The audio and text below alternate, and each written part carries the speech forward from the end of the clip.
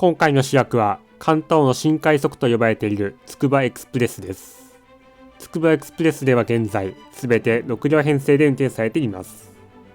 ですが、それでは足りないとのことで連結車両数の不足が問題となっています。そしてこの問題はどうしてなかなか解決しないのでしょうか。今回は茨城県がテーマですね。つくばエクスプレスとは、秋葉原駅から茨城県のつくば駅までの58キロを結ぶ路線です。首都圏新都市鉄道という聞いたことがない鉄道会社が運営しています。第3セクターで、主に沿線の自治体が共同で運営しています。その中で一番多く出資金を出しているのが茨城県です。というわけで、茨城県は多分このように言いました。俺が筆頭株主だっぺー。とにかく宇宙などの理系の分野で有名なつくば市までを結ぶ新しい鉄道路線ですね。さて、終点のつくば駅の駅前はこんな感じです。ロケットの模型が見えます。ウプ主のおっさん、このように言いました。あれが最近話題の ICBM ってやつか？確かに、ロケットに乗せるものが人工衛星ではなく爆弾であれば、そうなるみたいです。とにかく、武器ではありません。さて、つくばエクスプレスのテーマに話を戻します。開業したのは2005年、つまり今から約17年前のことでした。初めからワンマン運転、ATO という自動運転を行い、最近流行っているスタイルをいち早く取り入れた感じです。そして、この時から6両編成で運転されています。ですが、時代が進むとともに、6両では足りなくなってしまいました。つくばエクスプレスの乗客たちはこのように言いました。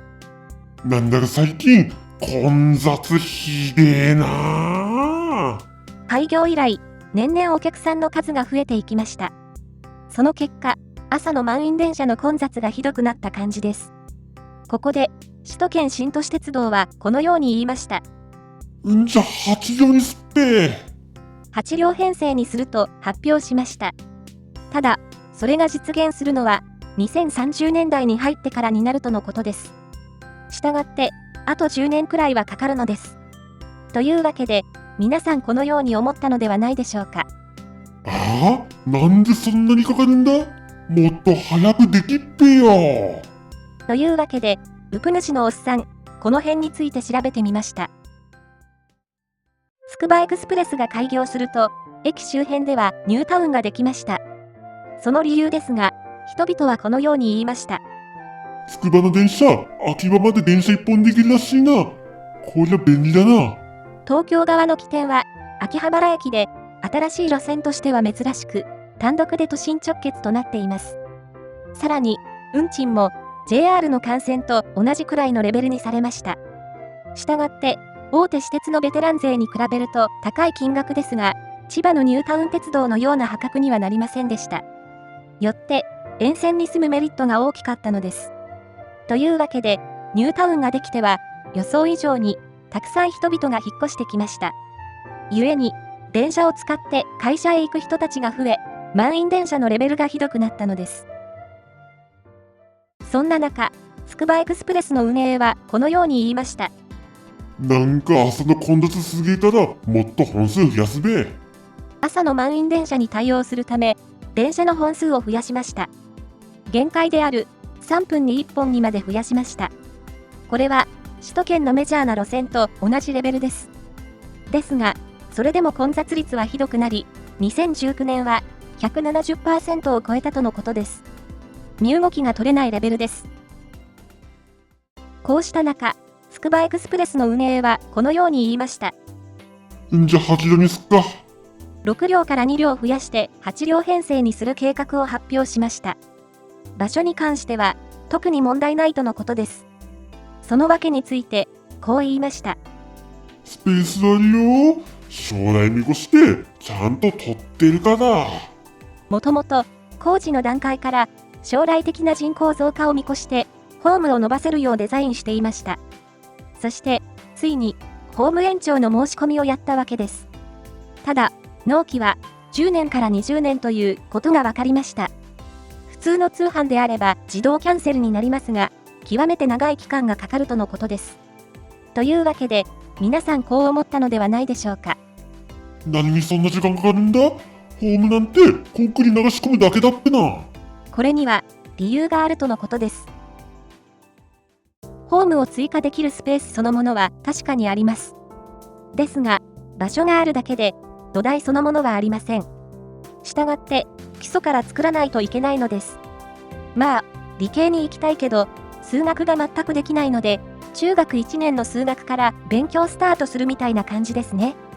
さらに、工事のスピードアップも難しい模様です。首都圏新都市鉄道はこのように言いました。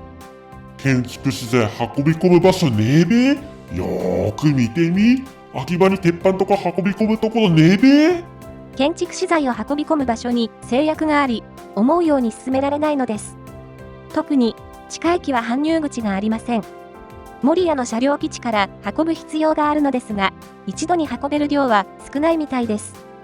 しかも、ホームの工事となれば、実際に作業ができるのは、終電から始発までの深夜だけになります。つまり、こういうことになります。工事する時間が取れねえなあ。作業できるのは、深夜の3時間程度のみになってしまうのです。新規開業のように、昼間の時間が取れません。まあ、先ほどの勉強の話であれば、部活をしているため、勉強時間が取れないみたいな感じですね。さらに、首都圏新都市鉄道はこう言いました。半導体不足みてえだけど、車両とかも本当に入ってくんのかな。近年は半導体不足が起きています。鉄道車両でもたくさん使われますが、世界的に足りない状況によって、鉄道車両の製造現場でも影響が出ているとのことです。まあ、文系のおっさん、半導体という定義がいまいちわからないのですが、とにかく絶対必要なものとのことです。そして、8両化ができるのは、すべての駅のホーム延長が終わり、さらに追加分の車両が入ってきてからのことになります。とにかく、これらの事情により、8両化は2030年代になってしまうのです。最近は、例のウイルスによってテレワークなどが行われましたが、最近は出勤再開の動きが目立っています。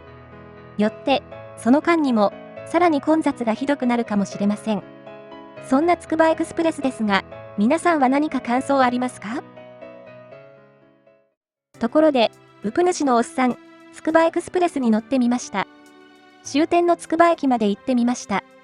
先ほどのロケットの話はともかく、少し気になった点があります。ウプ主のおっさん、こう言いました。ガチな話、なまってる人いねえな。周辺にいた人たちの話し声を聞く限り、なまっている人はいらっしゃいませんでした。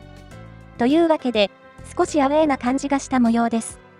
以上、つくばエクスプレスの8両化に関する大雑把な解説でした。最後に、ウプ主のおっさん、こう言い残しました。TX 周辺は、俺みてえな田舎者はちょっとアウェーだな。つくば X、フレースは言うて。